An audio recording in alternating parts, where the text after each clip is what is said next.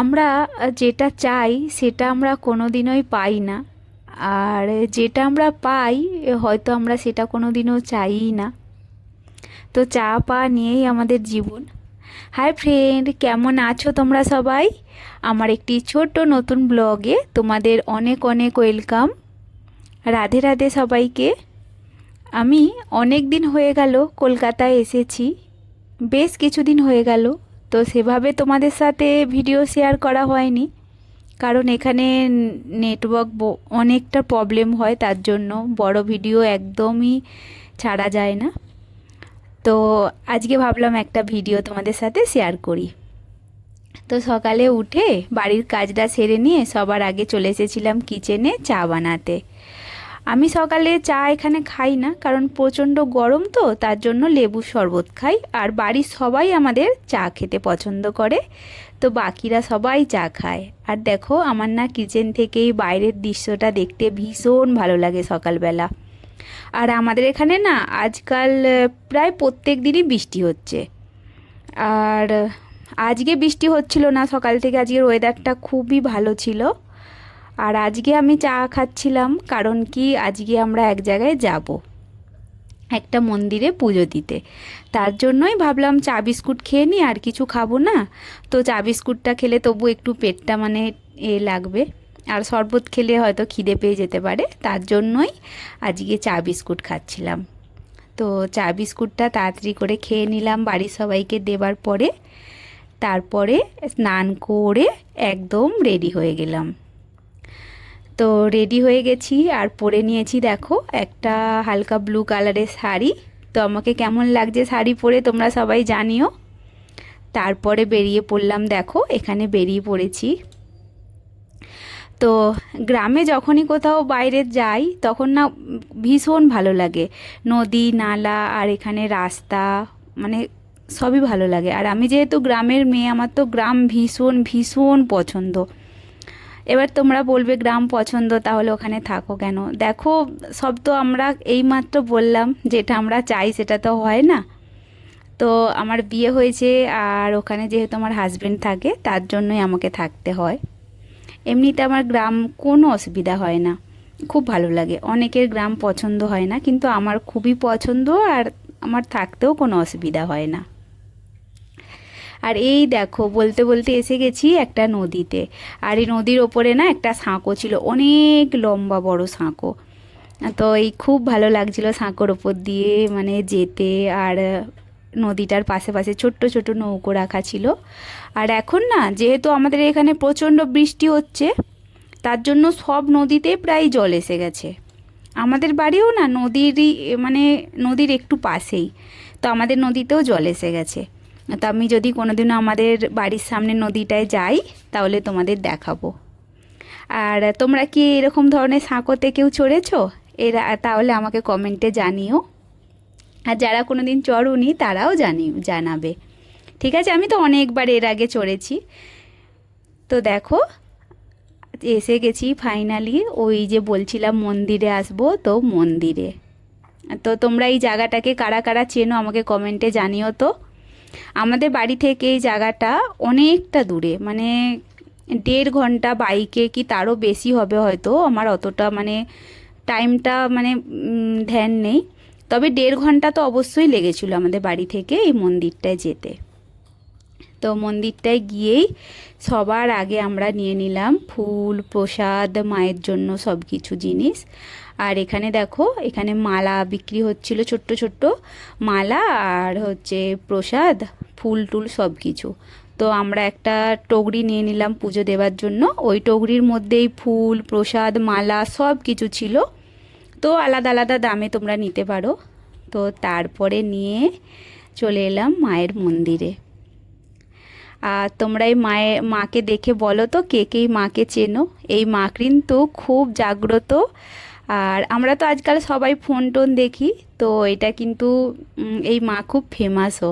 যেমন আমরা সবাই ফেমাস হতে চাই ফেসবুকে ইউটিউবে, এই মা কিন্তু ইউটিউব ফেসবুক সব জায়গায় ফেমাস একদম। দেখো, তোমরা চিনতে পারছো? তো এই মাটা হচ্ছে ক্ষীরপায়ের কালী মা। তো অনেক দিন থেকে আমার নাই ক্ষীরপায়ের কালী মা ফোনেতে দেখি, কিন্তু যাওয়া তো আর হয় না, আমাদের বাড়ি থেকে যেহেতু অনেক দূর, তো যাবার ইচ্ছা অনেক দিন থেকে ছিল। তো আজকে মায়ের কাছে আসতে পেরে সত্যি ভীষণ ভালো লাগছে। মানে আমি ভাবতে পারিনি যে এই জায়গাটা এত ভালো হবে আর এত সুন্দর, মানে এত ভালো লাগবে। তো দেখো আমরা এসে এখানে পুজো দিয়ে নিলাম। আর এখানে ভিড়ও খুব একটা নয়, এক এক করে খুব ভালোভাবে পুজো দিতে পারবে। পণ্ডিত যিনি আছেন উনি ধীরে সুস্থে আপনার নাম জিজ্ঞাসা করে, গোত্র জিজ্ঞাসা করে একদম ধীরে সুস্থে পুজো করবেন, খুব ভালো। তো আমাদেরও দেখো আমরা এখানে পুজো দিচ্ছি।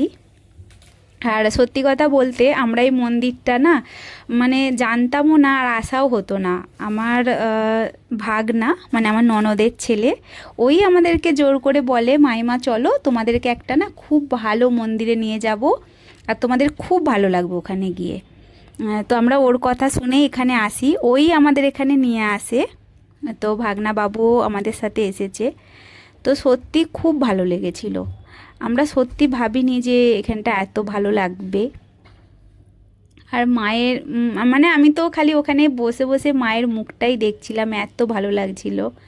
তো দেখো, তো তোমরা কারা কারা এই মন্দিরে এসেছো, অনেকেই হবে এই মন্দিরে এসেছো, তো তোমরা আমাকে জানিও কমেন্টে।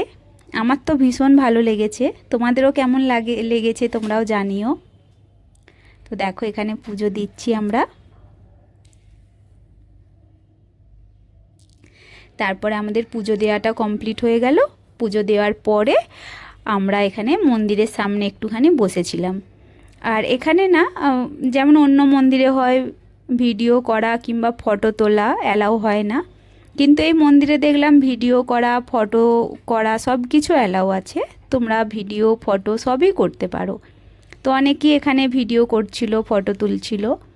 তো আমিও একটা দুটো ভিডিও বানিয়েছি, ফটো তুললাম, ভিডিও বানালাম। দেখো তোমাদের সাথে তো শেয়ার করছি। আর যদি না করতে দিত তাহলে করতে পারতাম না। আর আমরা না পুজো দেবার পরে অনেকক্ষণ ওই মন্দিরের সামনে বসেছিলাম, মায়ের সামনে।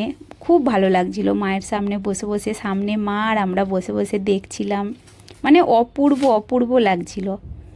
আর এই মন্দিরটা বললাম না যেহেতু আমাদের বাড়ি থেকে অনেকটা দূরে, তো আমাদের যেতে যেতে একটু দুপুরই হয়ে গিয়েছিল। তো মন্দিরে না ওই টাইমটা ভিড়টা একটু কম ছিল। তো আমাদের পুজো দেওয়া সব কিছু কমপ্লিট হয়ে গেল। তারপর আমরা ঘুরে ঘুরে, আরও ওই মন্দিরের আশপাশে অনেক ঠাকুর ছিল, তো ঘুরে ঘুরে সব ঠাকুরের দর্শন করে নিলাম। করে নেবার পরে ওই ধাগা দিয়েছিল, ধাগাটা দেখো আমার মেয়ে ওই গাছেতে বেঁধে দিল। তারপরে আমরা দেখো এখন যাচ্ছি, মানে বাইরে বেরোচ্ছি মন্দির থেকে। তো আর একবার মায়ের দর্শন করিয়ে দিলাম। মা যেন তোমাদের সকলকে ভালো রাখে, মায়ের আশীর্বাদ যেন সবার ওপরে থাকে, মানে প্রত্যেকটা মানুষের ওপরে যেন মায়ের আশীর্বাদ থাকেন। তো তারপরে দেখো আমরা বেরিয়ে পড়লাম। আর বললাম না যেহেতু ওই দিনে বৃষ্টি হচ্ছিল না, তো প্রচণ্ড গরম ছিল, রোদ্দুর ছিল। তো আমরা সবার প্রথমে বাইরে বেরিয়ে আগে আইসক্রিম নিয়ে নিলাম। তো আমরা তো সকাল থেকে কিছু সেরকম খাইও নি, ওই চা বিস্কুট এইভাবেই খেয়ে বাড়ি থেকে বেরিয়েছিলাম। তো আমরা এক এক করে সবাই আইসক্রিম নিয়ে নিলাম। আর আইসক্রিমটা খাবার পরে বাড়ির দিকে চলে গেলাম। তো আমাদের না প্রচণ্ড খিদেও পেয়েছিল, কারণ আমাদের প্রায় 3টে এরকম বেজে গিয়েছিল পুজো টুজো দিয়ে বাইরে টাইরে বেরিয়ে যখন আমরা বাড়ি ফিরছিলাম। তো আমরা ভাবলাম কোনো হোটেলে খাবার খেয়ে নিই। তো ওই টাইমটা না কোনো হোটেল মানে খাবারই ছিল না, যে কোনো হোটেলে যাওয়া হচ্ছে তো খাবার কম, খাবার নেই।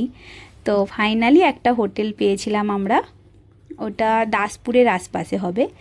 তো ওই হোটেলেতে আমরা খাবার খেতে বসে পড়লাম।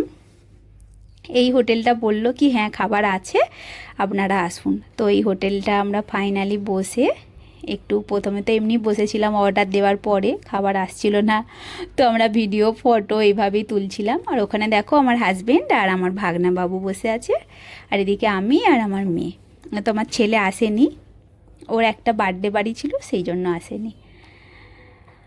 আর এদিকে দেখো আমাদের খাবারও এসে গেছে। তো এটা যেহেতু দুপুরের টাইম ছিল, তো আমরা খাবারে এমনি ফ্রায়েড রাইস অর্ডার করেছিলাম। আর আমার মেয়ে একটুখানি খেয়েছিল, তো ও পিৎজা অর্ডার করেছিল, ওর পিৎজা খুব পছন্দ। তো আমার এই ছোট্ট ভিডিও তোমাদের কেমন লাগলো জানিও। তোমাদের সাথে আবার দেখা হবে নেক্সট কোনো ভিডিওতে। তাহলে আজকের মতো বাই সবাইকে, সবাইকে রাধে রাধে। আর ভিডিওর একটু জিনিসও ভালো লাগলে প্লিজ ভিডিওটাকে আমার লাইক করো, আর কোনো জিনিস ভালো লাগলে প্লিজ কমেন্টে জানিও। কোনো অসুবিধা নেই, তোমাদের খারাপ লাগলেও জানাতে পারো। বাই সবাইকে, সবাইকে রাধে রাধে। আবার নেক্সট কোনো ভিডিও তোমাদের সাথে নিশ্চয়ই দেখা হবে। তো খাওয়া দাওয়ার পরে সোজা চলে এলাম বাড়ি। আর ওই দেখো আবার ওই পোলটা দেখেছো, ওই দেখো নদীর ওপরে আবার ওই পোলটা। আমার এত ভালো লেগেছে পোলটা, মানে অনেক দিন পরে চাপলাম পোলটার ওপরে গেলাম, তো খুব ভালো লেগেছে, তাই আমি এত ভিডিও বানালাম।